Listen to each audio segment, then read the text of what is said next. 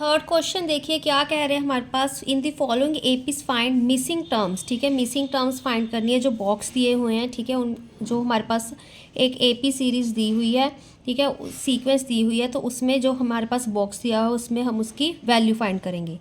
अब ये देखो हमारे पास 2 बॉक्स 26, बेसिकली ये A1 है, ये A2 है एंड ये A3 है। ठीक है, अब हमें A2 की वैल्यू नहीं मालूम क्या है, वो हमने फाइंड करनी है। तो कैसे फाइंड करेंगे, फॉर्मूला यूज़ करके ही, सिंपल। सबसे पहले A2 के A1 के ही इक्वल होता है, तो A की वैल्यू हमने 2 लिख ली। ठीक है, अब A3 हमें पता था कि 26 है ना। अब A2 हमें नहीं पता तो हम डिफरेंस भी नहीं निकाल सकते। तो हमने क्या किया, पहले तो हमने ये फॉर्मूला लिखा। फॉर्मूला लिखने के बाद जो हमारे पास A3 वाली वैल्यू थी, ठीक है, A3 हमें क्योंकि पता था 26 थी, तो हमने वो वाली टर्म इस फॉर्मूले में यूज़ कर ली। ठीक है, अब an is equal to a plus N minus 1 d होता है ना। अब a की वैल्यू हमें पता है, यहाँ पर फिल कर दी। ठीक है, एंड हमारे पास n की वैल्यू यहाँ पर क्या आएगी, 3 आएगी, क्योंकि जब हम A3 की बात कर रहे हैं कि वो हमारे पास थर्ड टर्म है। ठीक है, A3 की बात कर रहे हैं, थर्ड टर्म है जो कि हमारे पास 26 है, तो वहाँ पर हमारे पास n की वैल्यू हमें मालूम है। ठीक है, तो A3 की वैल्यू हमारे पास, a की वैल्यू हमने 2 पुट कर दी, n की वैल्यू 3 पुट कर दी, d हमें पता नहीं है। ठीक है, एंड नेक्स्ट स्टेप में क्या किया हमने, जो A3 की वैल्यू थी वो हमारे पास 26 थी, जो थर्ड टर्म है AP की वो 26 है, तो यहाँ पे A3 की वैल्यू 26 आ गई। यहाँ पे 3 माइनस 1 कितना होता है, 2D। ठीक है, 2 मल्टीप्लाई D, 2D आ गया यहाँ पे। अब इस 2 को लेफ्ट हैंड साइड लेके गए। ठीक है, प्लस का था माइनस का बन के 26 माइनस 2 कितना होता है वो हमारे पास 24। ये 2D एज इट इज़ रहा।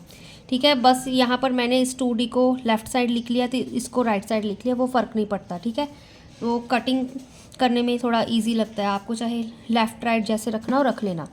तो D की वैल्यू अब क्या आएगी हमारे पास, 2D इज़ इक्वल टू 24 है। ठीक है, 2 मल्टीप्लाई में है D के साथ, तो 24 के, ठीक है, डिनोमिनेटर में 2 चला जाएगा। ठीक है, रेसिप्रोकल हो जाएगा उस 2 का राइट हैंड साइड जाके, तो 2 1 ज़ा 2, 2 12 ज़ा 24 होता है। ठीक है, 2 12 ज़ा 24 होता है, तो D की वैल्यू क्या आ गई, अब हमारे पास 12 आ गई। अब A भी पता है हमें, ठीक है, डिफरेंस भी पता चल गया। अब A2 की क्या हमारे पास फॉर्मूला होता है, A प्लस 1D। ठीक है, हम वैसे भी निकालते हैं ना, A प्लस 1D, A2 की वैल्यू A प्लस 1D करके, ठीक है, A की वैल्यू 2 पुट करी, D की वैल्यू 12 पुट करी, 12 1 ज़ा 12, 12 प्लस 2 कितने हो गए हमारे पास 14। तो बॉक्स में हमारे पास क्या आ गया आंसर, 14 आ गया। ठीक है, ये हमारे पास क्या आ गई, इस AP की वैल्यू आ गई। सिमिलरली हमारे पास नेक्स्ट क्वेश्चन है, सेकंड पार्ट देखो स्टूडेंट्स क्या है हमारे पास अब यहाँ पर। ठीक है, A1 A2 A3 and A4। ठीक है, 4 वैल्यूज़ दी हुई हैं। A1 एंड A3 की हमें नहीं पता, A2 एंड A4 पता है। ठीक है, अब A2 एंड A4 यूज़ करके हम A एंड A3 की वैल्यू निकालेंगे। सबसे पहले वही A2 की वैल्यू क्या है, 13 लिख ली हमने। ठीक है, यहाँ पे साइड पे ये भी लिख लो, A4 की वैल्यू क्या है, 3। ठीक है, जो क्वेश्चन में गिवन होता है उसको लिख लिया करो पहले। अब हमने क्या करना है, A2 की वैल्यू 13 है, A2 पे हम फॉर्मूला लगाएंगे A plus N minus 1D वाला।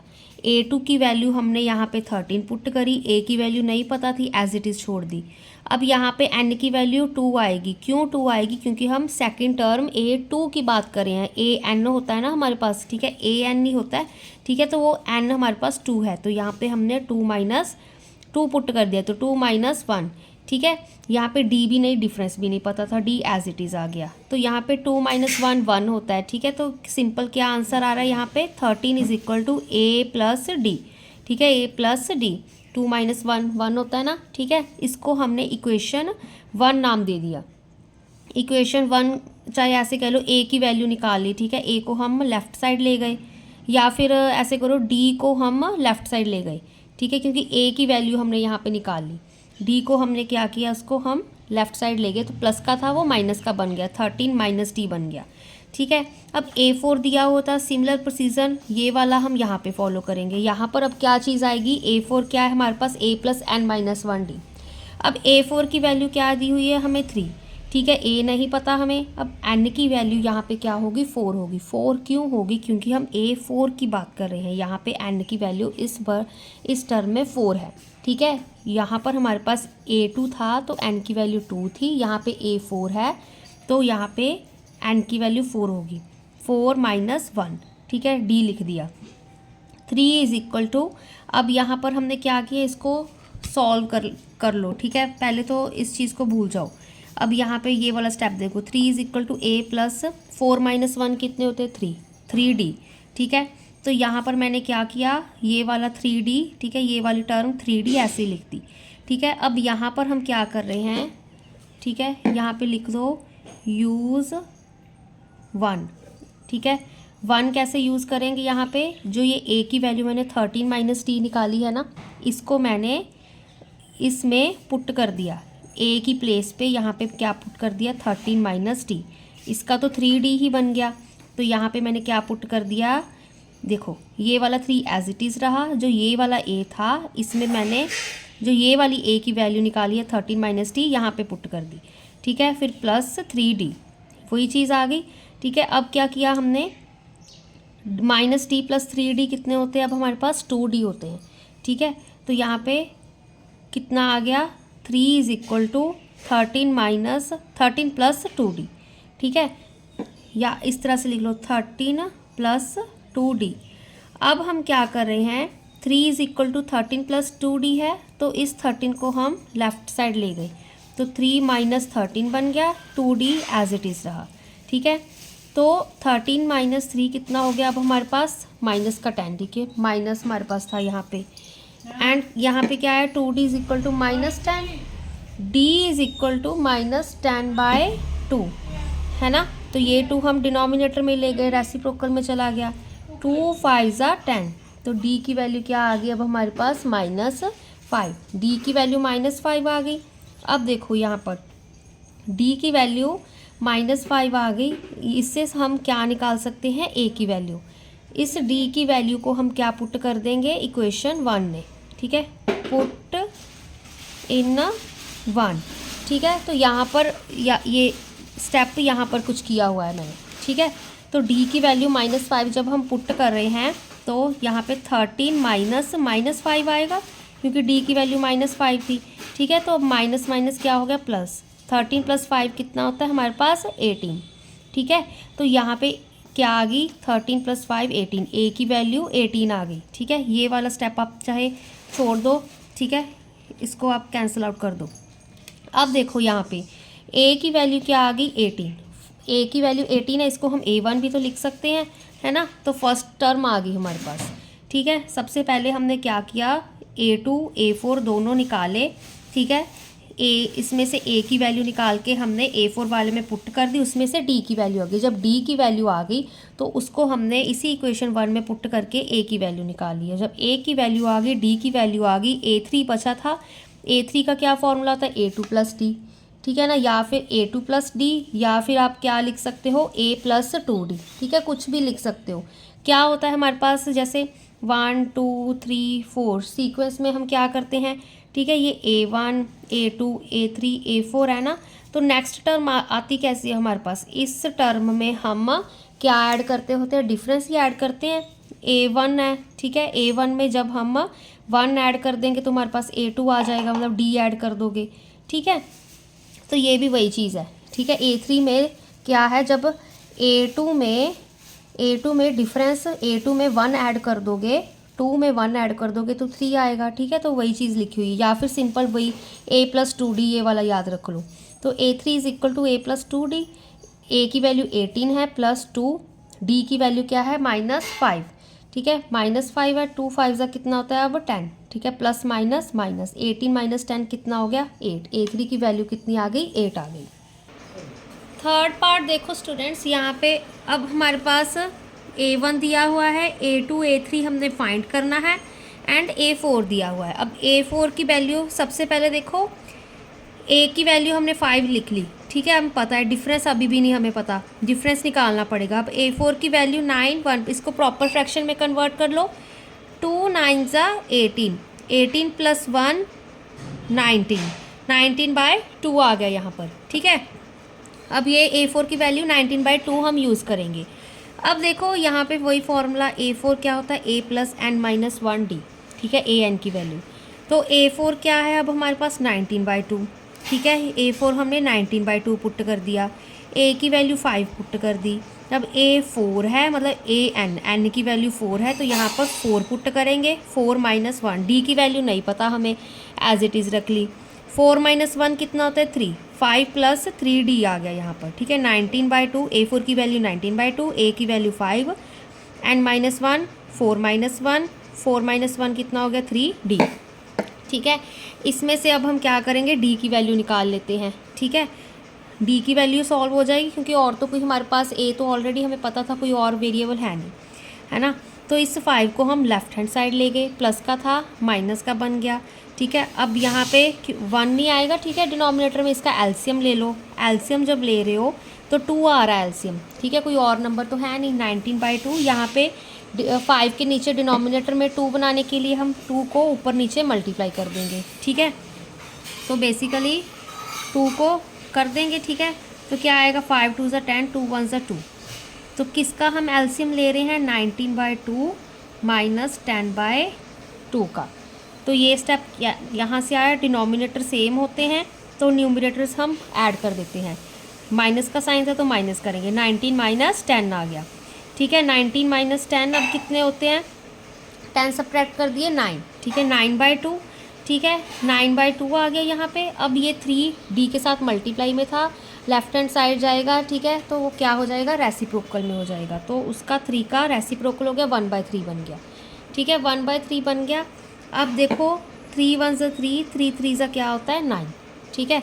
तो फिर से 3 × 1 = 3, 2 × 1 = 2, 3/2, डी की वैल्यू 3/2 आ गई। डी की वैल्यू 3/2 आ गई, ए की वैल्यू अब हमें पता है, ठीक है। अब सिंपल हम A2 एंड A3 की वैल्यू सीधा निकाल सकते हैं। A2 क्या होता है, A + 1D होता है, ठीक है। तो A + 1D, तो A की वैल्यू हमने 5 पुट करी, D की वैल्यू 3/2, वही चीज़, ठीक है। अब एलसीएम हमारे पास 2 बन रहा है, तो यहाँ पे 2 × 2 करोगे तो, ठीक है, 5 × 2 कितना होता है 10, ठीक है। यहाँ पे 3 एज इट इज़ आ जाएगा, क्योंकि यहाँ पे ऑलरेडी 2 था, ठीक है। डिनोमिनेटर में 2 आ जाएगा, एलसीएम 2 ले रहे हैं, है ना। तो यहाँ पे 10 + 3 13/2 आ गया, ठीक है। इसको इम्प्रॉपर में कन्वर्ट करना है, आपकी इच्छा है, अदरवाइज इट्स ओके, ठीक है। A3 की वैल्यू क्या होगी, अब हमारे पास A2 + D निकाल रहे हैं यहाँ पे। आप ऐसे भी निकाल सकते हो, A3 = A + 2D, इस तरह से भी निकाल सकते हो, ठीक है, कोई फ़र्क नहीं पड़ता। चलो A + 2D करके निकालते हैं। A + 2D, A की वैल्यू 5 कर पुट करी, +2, D की वैल्यू क्या थी 3/2, है ना। 2 के साथ 2 कैंसिल, 5 + 3 कितना हो गया 8, है ना। तो यहाँ पर भी 8 ही आ रही है, ये थोड़ा सा कॉम्प्लिकेटेड लग रहा है। A2 + D करा, मतलब A2 हमने निकाल लिया, ठीक है, A2 तो निकाल लिया, उसमें हमने डिफरेंस ऐड कर दिया, तो नेक्स्ट टर्म आ जाएगी। तो यहाँ पे A2 13/2 निकाला है, D 3/2 है, दोनों का क्या लिया, एलसीएम लिया, ठीक है। डिनोमिनेटर सेम था, 13 + 3 कर दिया, ठीक है। 13 + 3 कितना होता है, अब हमारे पास 16 यहाँ पे 2, 2 × 8 = 16, जो आपको मेथड ईजी लगे। हमारे पास होते हैं ना, देखो A1, A2, A3, A4, A5, इतने ही लिखती हूँ।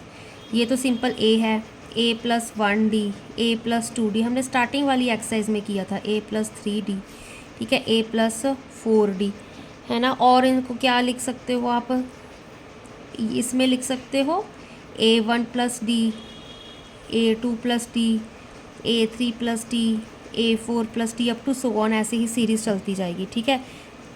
ये हमारे पास कुछ इस तरह से आप सीक्वेंस ये वाली यूज़ कर सकते हो, ये वाली यूज़ कर सकते हो, आप पे डिपेंड करता है, ठीक है।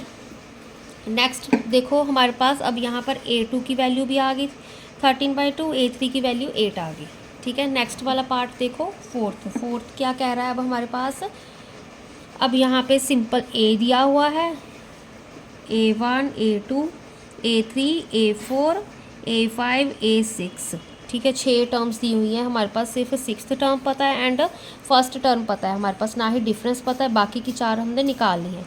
तो A की वैल्यू हमने -4 तो लिख ली, A6 की वैल्यू हमारे पास, A6th टर्म, A6 की वैल्यू क्या दी हुई है 6 दी हुई है, ए एन क्या है, A plus N minus one D, ठीक है। अब वहीं पर हमने ए सिक्स का फॉर्मूला यूज़ कर लिया, मतलब एन की जगह हमने सिक्स पुट कर दी, क्योंकि ए सिक्स हमें पता है, ए की वैल्यू -4 पुट कर दी, एन की वैल्यू हमारे पास 6 है, 6 - 1 डी आ गया यहाँ पे, ठीक है। ए सिक्स की वैल्यू नेक्स्ट स्टेप में मैंने 6 पुट कर दी, 6 इज इक्वल टू -4, 6 - 1 5 डी, ठीक है। ये चीज़ आ गई, माइनस का 4 राइट हैंड साइड जाके लेफ्ट हैंड साइड जाके प्लस का हो गया, 6 + 4 5 डी, 6 + 4 कितना होता है 10 5 डी, ठीक है।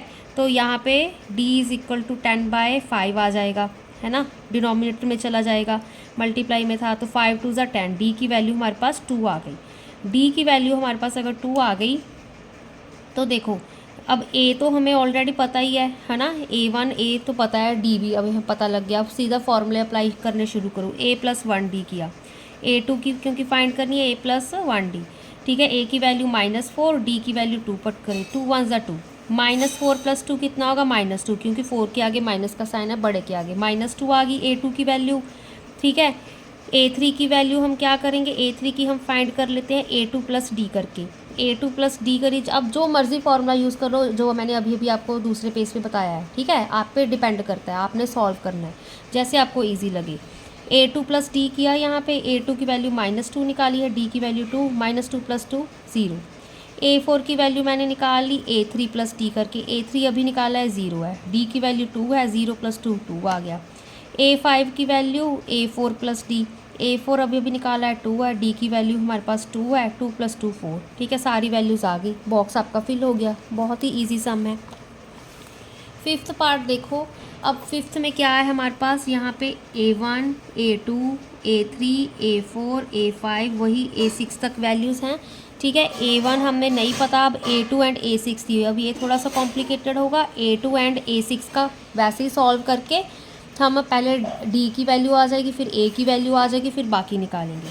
A2 की लिखी, A6 की लिखी, A2 हमारे पास 38 है, A6 -22, A2 फॉर्मूला लिखा a + n - 1 डी। अब यहाँ पे क्योंकि A2 है, n की वैल्यू 2 है, तो यहाँ पे n हम 2 पुट करेंगे, ठीक है। क्या हो गया, अब हमारे पास A2 की वैल्यू अब हमारे पास 38 थी, 38 पुट कर दी, A की वैल्यू नहीं पता, ठीक है। n की वैल्यू 2 - 1, यहाँ पे D, 2 - 1 1 होता है, तो A + D आ गया यहाँ पे, ठीक है।